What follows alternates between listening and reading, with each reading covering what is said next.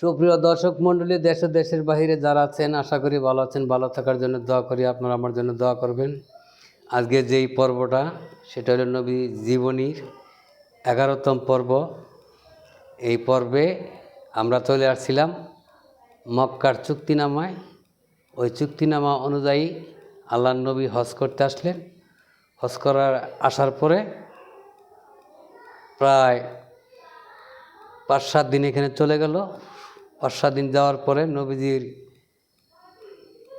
2জন সাহাবী এসে আলীর নামে কয়েকটি কথা বললেন। কি বললেন? যে আলী একটু পণ্ডিতি করে। নবীজি আলীকে বললেন, আলী একটা কাজ করো, গাদির রকম নামে যে ময়দানটা আছে ওইখানে তুমি একটা স্টেজ বানাও। ওই স্টেজে আমি বক্তব্য করব, ঘোষণা দিয়ে দাও এত তারিখে। তো ঘোষণা দেওয়ার পরে ওইখানে কেউ বলে 4টা ওট একত্রিত করে তার উপরে মাচা দিয়ে তৈরি করেছেন, আর কোনো হাদিসে বলে যে আলী নিজে এটা গাছ দিয়ে, বাঁশ জাতীয় গাছ দিয়ে তৈরি করেছিলেন একটা স্টেজ। ওই স্টেজে হযরত মুহাম্মদ সাল্লাল্লাহু আলাইহি ওয়াসাল্লাম বক্তব্য করেছিলেন। এটাকে গাদির রকম ভাষণ বলে, বিদায়ী হজের ভাষণ। তো বিদায়ী হজের ভাষণে এক পর্বে অনেক সময় হয়ে গেল। হওয়ার পরে 2জন লোক আইসা বললেন, আল্লাহর নবী, আপনার এই বক্তব্যে কি বোঝা যায় যে আপনি আর আসবেন না? নবীজি বলেন, নাও তো আসতে পারি। তাহলে আমাদের পরে যারা বায়াত হবে, এরা কার কাছে বায়াত হবে? তখন নবীজি মা ফাতেমা, ফরজাত আলী, ইমাম হাসান হোসেনকে স্টেজে উঠাইয়ে একটা চাদরে আবৃত করে বললেন, এরা আমার আহলে বায়াত, এদের কাছে বায়াত হবে, এদের অনুসারীদের কাছে বায়াত হবে, এদের সিলসিলাতে বায়াত হবে বংশগোত্রভাবে। এখানে আরেকটা কথা বলা রাখা ভালো। সেই কথাটা হলো যে কিছু লোক বলেন যে নবীজি পরে যখন নবীজি ছিলেন না তখন আবু বকর সিদ্দিকের কাছে বায়াত হয়েছে, ওমর ফারুকের কাছে বায়াত হয়েছে, ওসমান গনির কাছে বায়াত হয়েছে, ফরজাত আলীর কাছে বায়াত হয়েছে। এই কথাটা আমি পরে আসতেছি, আগে এটা শেষ করি। তো নবীজি বললেন যে আমার পরে যারা ইমাম হাসান হোসেনের অনুসারী থাকবে, হযরত আলীর অনুসারী থাকবে, যতক্ষণ তারা থাকবে ততক্ষণ তাদের কাছে বায়াত হবে। যখন তারা থাকবে না তখন বায়াত হবে তাদের অনুসারীর কাছে। তো অনুসারী খুঁজতে গেলে আমরা 4টা তরিকা প্রচলন, যেমন চিশতিয়া, কাদিরিয়া, নকশবন্দিয়া, মুজাদ্দিদিয়া। 4 তরিকার মধ্যে হাতাতে গেলে দেখা যায় গিয়া ঠেকছে জয়নাল আবদিনের কাছে। জয়নাল আবদিনের কাছে ঠেকে গিয়ে ইমাম হাসান হোসেনের মধ্যে জড়িত হয়ে গেছে 4টা তরিকার লোক। যাই হোক, এদিকে আবু বকর সিদ্দিকের যেই বায়াতের ঘটনাটা, সেটা আবার আমি একটু পরেই বলছি। আর একটু কথা আমার এখানে রয়েছে। এই বায়াতরা ছিল আহলে বায়াত। আহাল শব্দটা হলো জ্ঞাতি বংশ। জ্ঞাতি বংশ, তারা ওই অনুসারী হিসাবে তাদের কাছে বায়াত হয়েছে। এখন আমরা যারা বায়াত হই তারা ওই তাদের অনুসারী যারা হক্কানি আলেম, পীর বা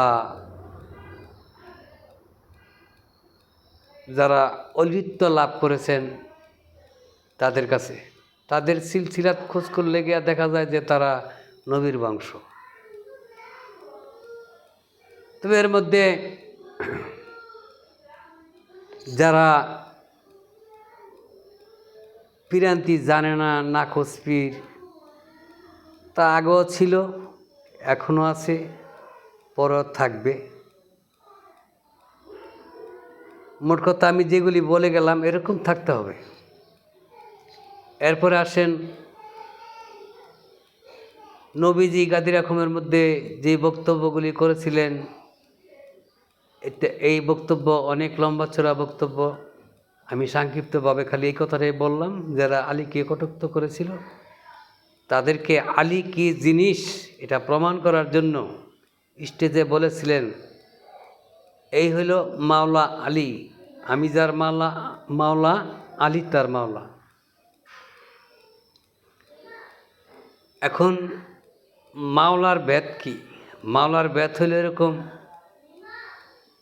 আল্লাহর নূরে তো রাসূল পয়দা,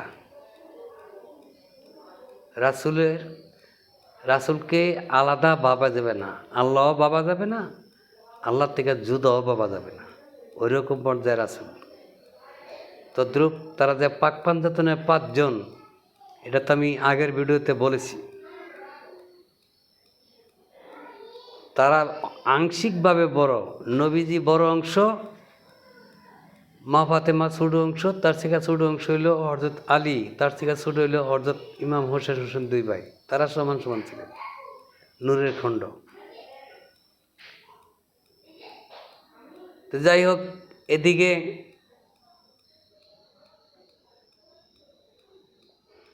আবু বকর সিদ্দিক, উমর ফারুক, ওসমান গনি, ফরজত আলী, তারা নবীজি যখন এন্তেকাল করলেন, এন্তেকাল করার পরে অর্থাৎ পর্দা নিলেন, পর্দা নেওয়ার পরে তাদের মধ্যে একটা বেজাল লেগে গেল।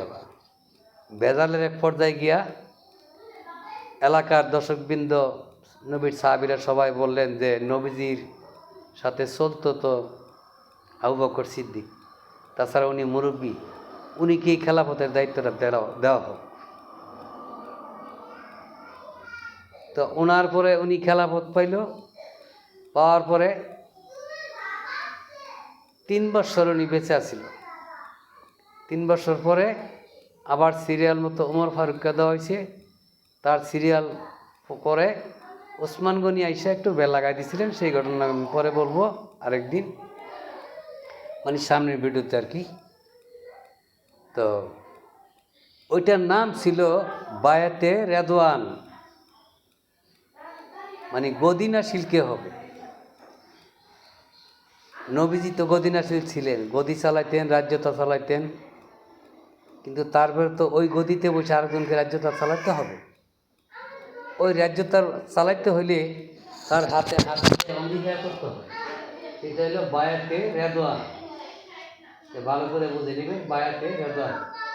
আমি উমর ফারুক কীভাবে রাজ্যটা চালাইছে, কীভাবে রাজ্য করছে না করছে, এই ইতিহাসটা আপনারা সবাই জানেন। আমি ওসমান গনির বিষয়ে সামনে পর্বে বলব। ধন্যবাদ সকলকে, আসসালামু আলাইকুম।